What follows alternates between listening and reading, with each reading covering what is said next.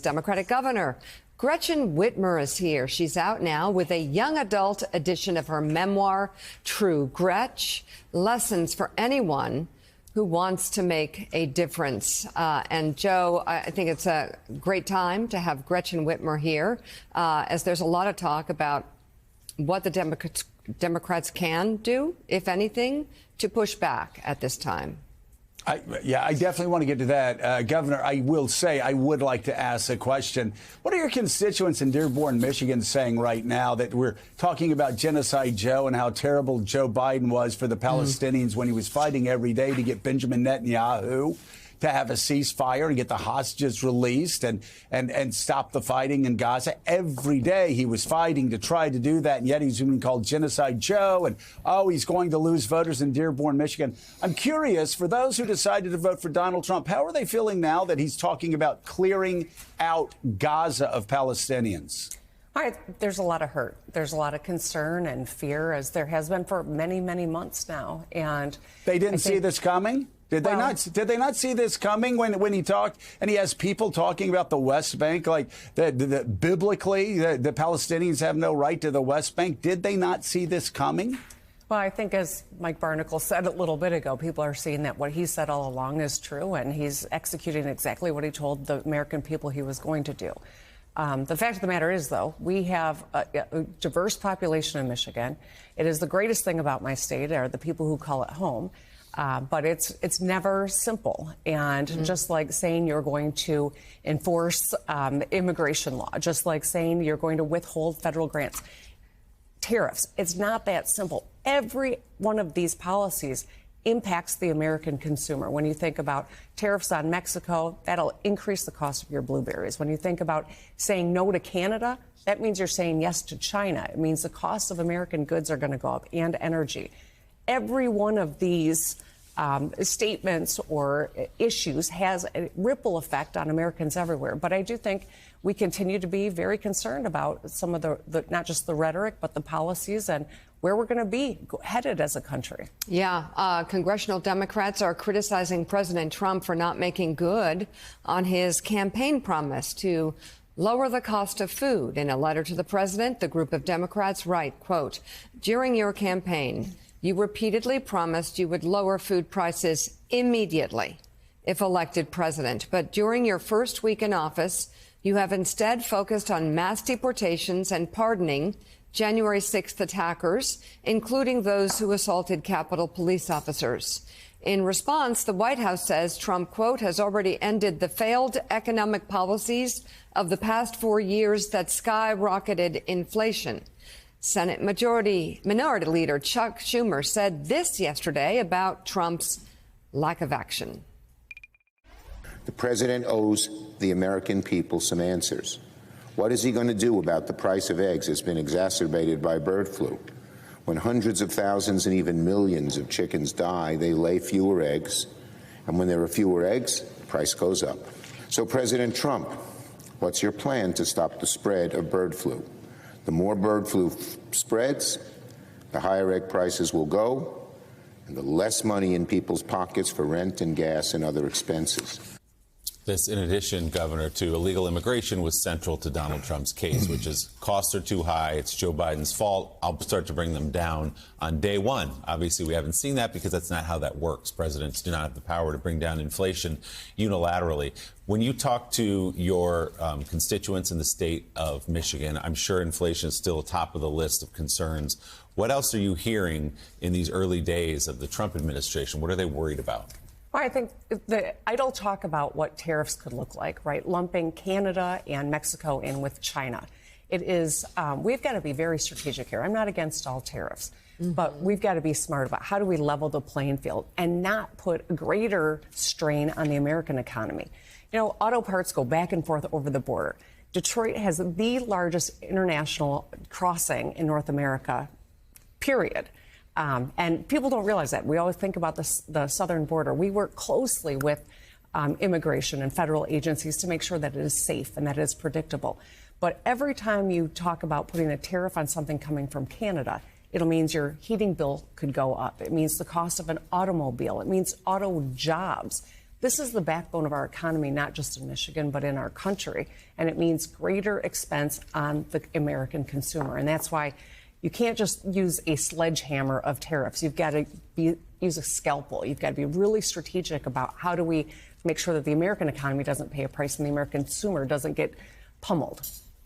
Governor, I'm sure you're familiar with the strain on municipal budgets in Michigan and everything like that due to people who are here in this country illegally, using hospitals, emergency rooms, schools, things like that. Do you see anything wrong with sending people back to their country of origin who are here illegally? No, people that you need to have a legal process and people need to be here legally. And part of the work that Congress and the federal government must do is to ensure that there is a way for people to enter the country legally. We do need to secure the southern border. I've sent the National Guard in Michigan down to help with surveillance under both the Biden administration and the Trump administration. That's important. But we need to treat people with dignity. We need to recognize that this is a country of immigrants. When you think about business, from agriculture to tech, we're all reliant on having a system that works. And the system we have does not work, and just punishing people isn't fixing it. Governor, as Democrats start to look forward into this next Trump era, yes, there's going to be a focus on the sort of kitchen table issues that we were just talking about. But for the millions who voted for Biden and are now looking for the pushback and the check on the Trump administration, who would you say, or where should they be looking? Who's the leader of the Democratic Party right now? Well, the thing is, we have great Democratic governors all across the country. Every one of us is a leader in our states. Is there one person that leads a whole party? No. Maybe on the other side right now, but there is not. We've got a deep bench. I'm very proud to be among a great group of governors and leaders across this country. We're going to be hiring our new DNC chair. We'll see how that goes. But any preferences? Well, I've endorsed Ben Wickler, and I think this is a moment where we can't say everything we've ever done is wrong. We got to recreate everything from scratch. We got to learn the lessons. We got to listen to the people, and that's part of what I talk about. This really is. How do we move forward? How do we stay optimistic and do the work and win on important issues? And that's why I wanted to share this. It feels very heavy right now, but I want to make sure that people understand important fights are always worth waging, and the antidote to apathy is action, not putting your head in the sand or checking out. So, Governor, we have Michigan Wolverine, Gene Robinson, standing by. He's got a question for you.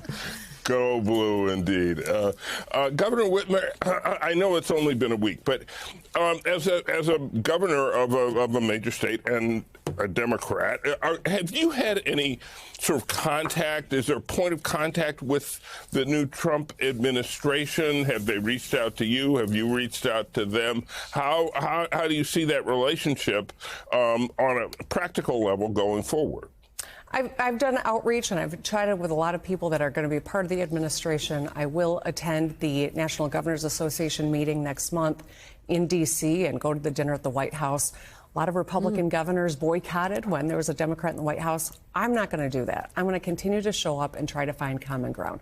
People of Michigan hired me, elected me with big margins twice. And within 2 years of both those elections, Donald Trump got elected by Michiganders as well. So my duty is to do everything I can for the state of Michigan, and that means seeking collaboration wherever I can. Never means abandoning my values and standing my ground when I need to, but the people of Michigan expect me to do my job, and that's what I'm staying focused on.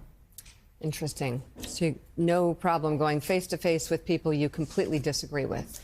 I think you learn when you do. I think it's important that you have those conversations. And it doesn't mean that you shirk your job, your duties, or your swallow your values and not live your values. It means doing the work. And that's exactly what I'm going to do.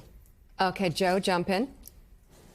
Well, I'm going to test you, Governor. Does that include cheering for the Chiefs in the Super Bowl when we both know the Detroit Lions should be there? We both know that's putting her in an uncomfortable that the Lions position. No, it's not. Yeah. This is very simple. You are either for the Lions or you are against the Lions. Is that correct, Governor? Yeah, you're either for the Lions or you need some help.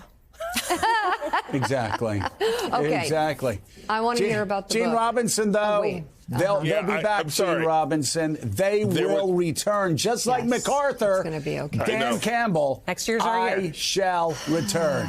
I know they will be back, but there was a little football game, and the Lions didn't win that football game. Therefore, they were not in the NFC Championship game. So, Okay. what can you say? Yeah. No, good. Thing. Next year's our year. Lemire's on the bench for this one.